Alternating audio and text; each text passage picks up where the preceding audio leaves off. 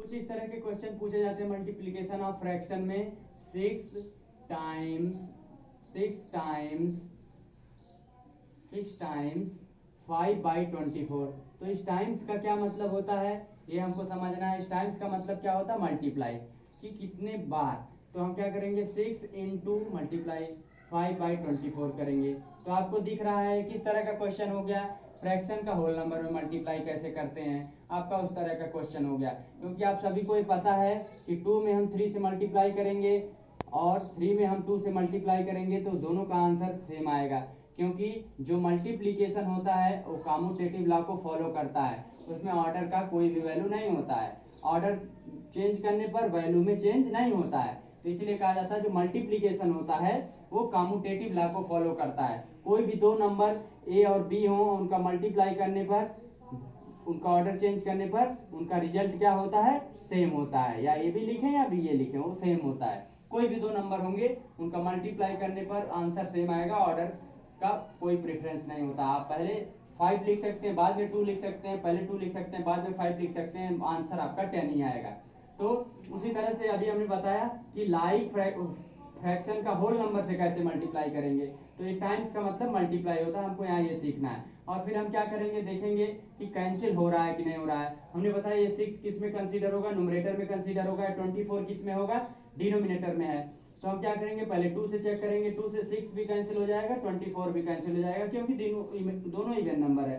तो 2 3 जा हो जाएगा 6, और 2 से हम इसको कैंसिल करेंगे तो 2 1 जा 2 और 2 2 जा 4 हो जाएगा। फिर हम क्या करेंगे, 2 से चेक करेंगे तो 2 से 12 कैंसिल हो जाएगा, बट 2 से 3 नहीं कैंसिल होगा। तो हम 3 से चेक करेंगे तो 3 से आपका 12 कैंसिल हो जाएगा। अब आपका 3 जो है वो अंश में है वो छोटा है, 12 जो हर में है वो बड़ा है, तो हम ऊपर 1 लिखेंगे। 3 1 जा 3, 3 4 जा 12। अब 4 के टेबल में 5 नहीं आता, तो हम क्या करेंगे, आपका आंसर लिख देंगे। क्या आंसर आ जाएगा, 5 में 1 का मल्टीप्लाई करेंगे 5 और आपका अपान 4 हो जाएगा। तो ये आपका आंसर हो जाएगा। एक और हम एग्जांपल लेते हैं, 9 टाइम्स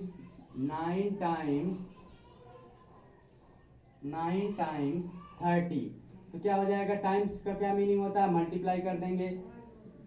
9 टाइम्स 9/10 टाइम्स 9/10 टाइम्स 30। तो यहाँ 9/10 और 30 यहाँ मल्टीप्लाई में हो जाएगा, क्योंकि टाइम्स का मतलब मल्टीप्लाई होगा। अब आप इसको कैंसिल करेंगे तो एक कैंसिल में ये भी एक रूल होता है, आप जितने जीरो ऊपर हैं उतने जीरो अगर नीचे हैं तो जीरो से जीरो कैंसिल हो जाते हैं। तो अगर एक जीरो यहाँ ऊपर और एक जीरो नीचे यहाँ हमने कैंसिल कर दिया, तो इससे क्या होगा, हमको कैंसिल करने में काफ़ी आसानी होगी। एक जीरो आपका ऊपर है, एक जीरो नीचे, हमने कैंसिल कर दिया, तो हमको कोई भी डिविजिबिलिटी नहीं चेक करनी पड़ी। अब नीचे 1 बचा, नीचे 1 का कोई मीनिंग नहीं होता, मीनिंगलेस होता है। और यहाँ 9 में 3 से मल्टीप्लाई कर देंगे तो 27 हो जाएगा आंसर। तो आप 2 जीरो ऊपर है 2 जीरो नीचे है तो कैंसिल हो सकते हैं। Equal amount of zero in numerator and denominator are cancel to each other. मतलब इक्वल अमाउंट में अगर बराबर 10 जीरो ऊपर है 10 जीरो नीचे है तो दोनों कैंसिल आउट हो जाएंगे। नेक्स्ट एक और एग्जांपल हम कंसीडर करते हैं, 5/6 टाइम्स 18। तो यहाँ क्या होगा, 5/6 इंटू 18 हो जाएगा। अब अगेन हम चेक करेंगे, 2 से आपका 18 कैंसिल हो जाएगा, 2 से 6 कैंसिल हो जाएगा, तो 2 3 जा यहाँ 6 हो जाएगा और 2 9 जा 18 हो जाएगा। अब 3 से हम कैंसिल करेंगे, चेक करेंगे कि 9 कैंसिल होगा कि नहीं होगा, 3 3 जा 9। अब अंश में 9 है, हर में 3 है, हर में जो नंबर है वो 1 से छोटा है, इसलिए हम नीचे 1 नहीं लिखेंगे। अब नीचे आपका कुछ नहीं बचा, 5 3 जा आपका 15 होल नंबर में आंसर आ गया। तो इस तरह से हम इस तरह के जो क्वेश्चन होते हैं जिसमें टाइम्स लिखा होता है उसको हम सॉल्व कर सकते हैं। जहां भी टाइम्स लिखा होगा मींस टाइम्स को हटा के मल्टीप्लाई का सिंबल रख देना है। तो डिवीजन ऑफ फ्रैक्शन हम पढ़ेंगे, अभी हमने मल्टीप्लिकेशन ऑफ फ्रैक्शन पढ़ा, डिवीजन ऑफ फ्रैक्शन पढ़ेंगे। तो डिवीजन ऑफ फ्रैक्शन में सबसे पहले हमको कॉन्सेप्ट का फ्रैक्शन रिसिप्रोकल का कॉन्सेप्ट आना चाहिए कि रिसिप्रोकल क्या होता है, उसके बाद हम डिवीजन ऑफ फ्रैक्शन को आसानी से कर सकते हैं। तो हम पहले हमको सीखना है कि रिसिप्रोकल क्या होता है।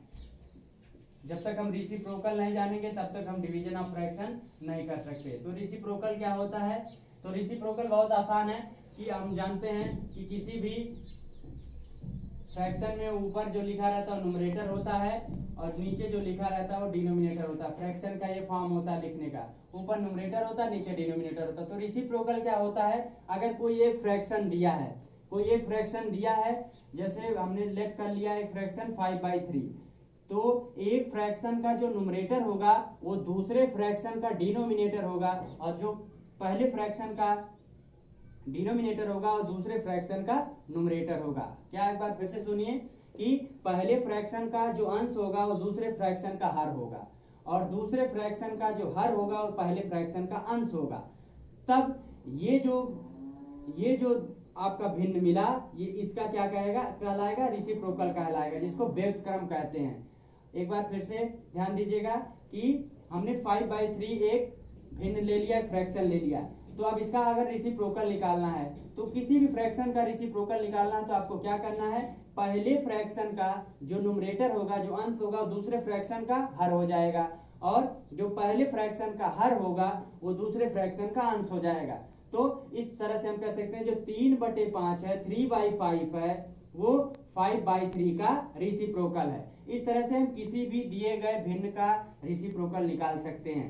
तो कोई भी भिन्न दिया हो, जैसे मान लीजिए 1/2 दिया हो, तो इसका क्या हो जाएगा? 2/1 हो जाएगा। हाँ, 1 नीचे कभी नहीं लिखा जाता तो 2 हो जाएगा इसका। आपका 5/6 दिया हो, इसका रेसिप्रोकल निकालना हो तो 6/5 हो जाएगा। तो किसी भी भिन्न का रेसिप्रोकल निकालने के लिए हम क्या कहते हैं? जो न्यूमरेटर में लिखा है, अगर उसका रेसिप्रोकल निकालना है उस भिन्न का, तो जब उसका रेसिप्रोकल निकालेंगे तो जो न्यूमरेटर में लिखा है उसको डिनोमिनेटर में लिख देंगे, और जो डिनोमिनेटर में लिखा है वो न्यूमरेटर में लिख देंगे, तो दिए गए भिन्न का रेसिप्रोकल निकल जाएगा। दूसरा एक मेथड हम वेरीफाई करने का पता करेंगे कैसे कि हमारा रेसिप्रोकल सही है कि नहीं। जो किसी भी भिन्न और उसका जो रेसिप्रोकल होता है, किसी भी फ्रैक्शन का जो रेसिप्रोकल होता है, दोनों का जो प्रोडक्ट होता है वो हमेशा 1 होता है। अगर 1 नहीं होता है तो इसका मतलब कि आपका जो रेसिप्रोकल है वो गलत है, वो रॉन्ग है। तो हम जैसे ये 5/6 है, इसका रेसिप्रोकल क्या है? 6/5 है।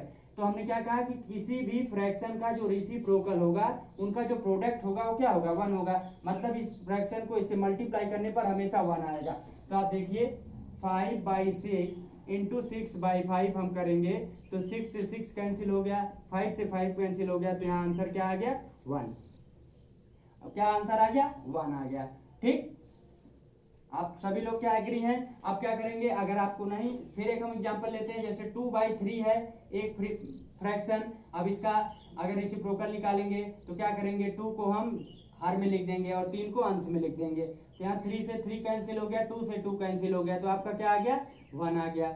एक हम और फ्रैक्शन लेते हैं, जैसे 2/5 लिया हमने, कंसीडर किया, तो इसका जब रेसिप्रोकल निकालेंगे तो 5 हर में है तो अंश में लिख देंगे, 2 अंश में है तो हर में लिख देंगे।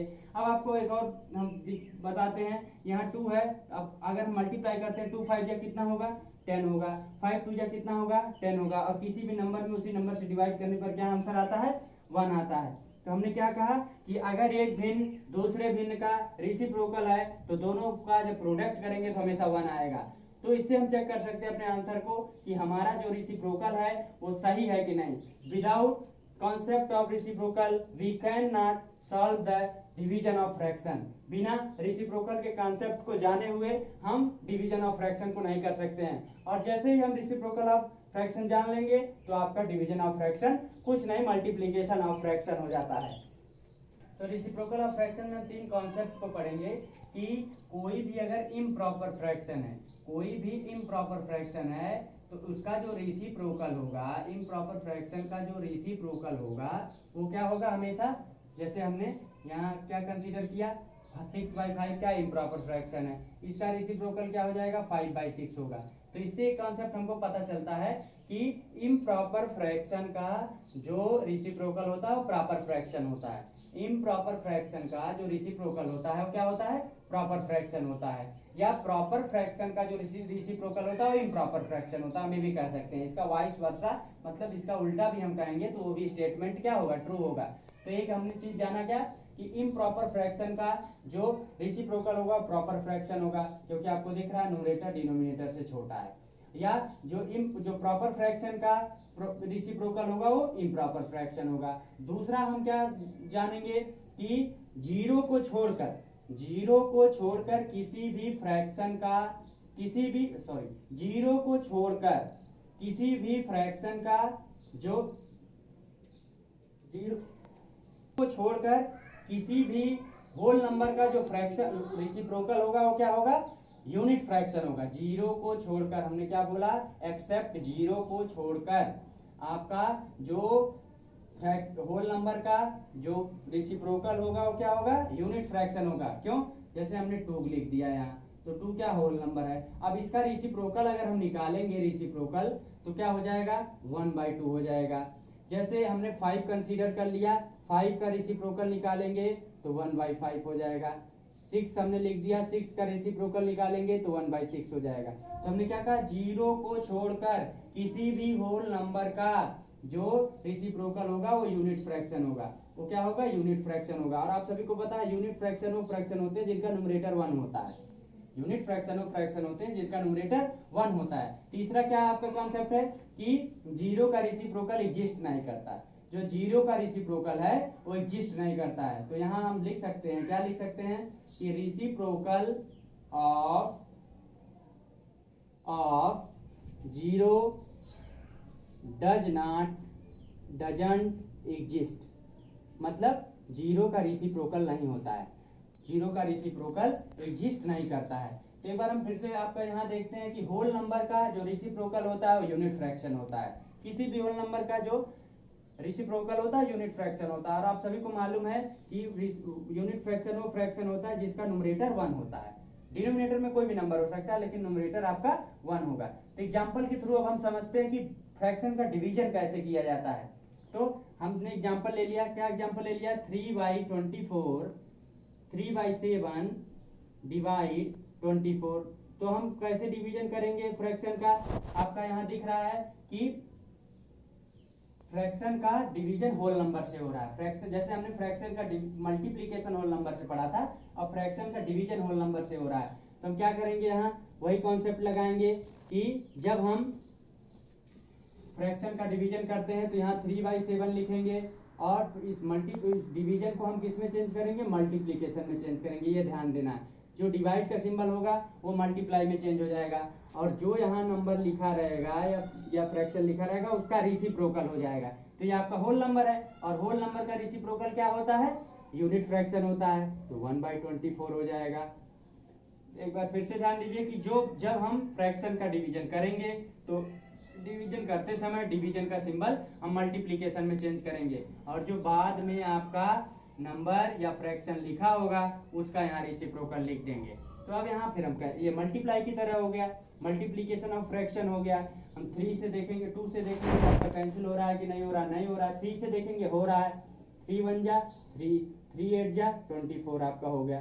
तो आपका यहाँ भी हो गया। अब 3 यहाँ हमने 1 क्यों लिखा, क्योंकि अंश में जो नंबर है वो हर से बड़ा है।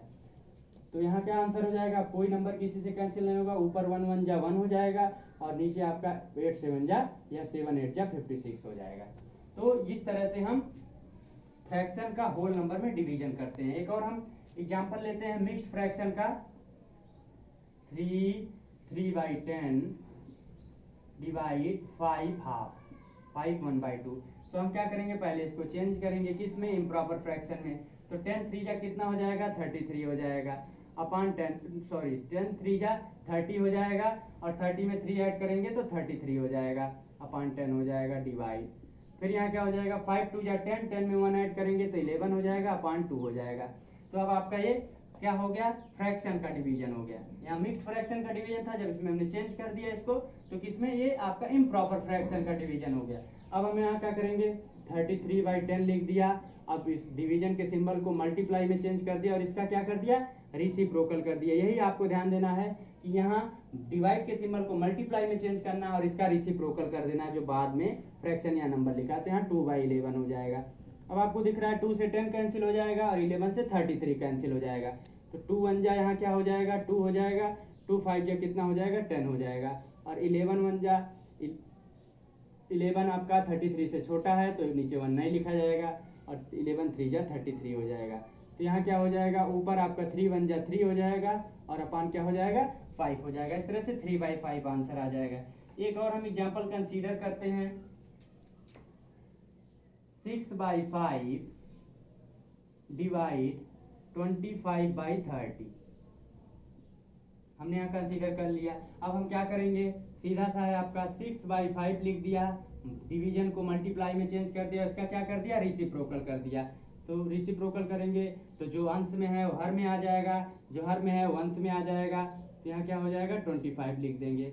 अब क्या करेंगे, अब यहाँ आपको दिख रहा है कि 5 से 30 कैंसिल हो सकता है, यहाँ 5 से 30 और 25 भी कैंसिल हो सकता है, तो हम कहीं भी कैंसिल कर सकते हैं। इसको कैंसिल करेंगे तो 5 6 जा 30, 5 5 जा 25 हो जाएगा।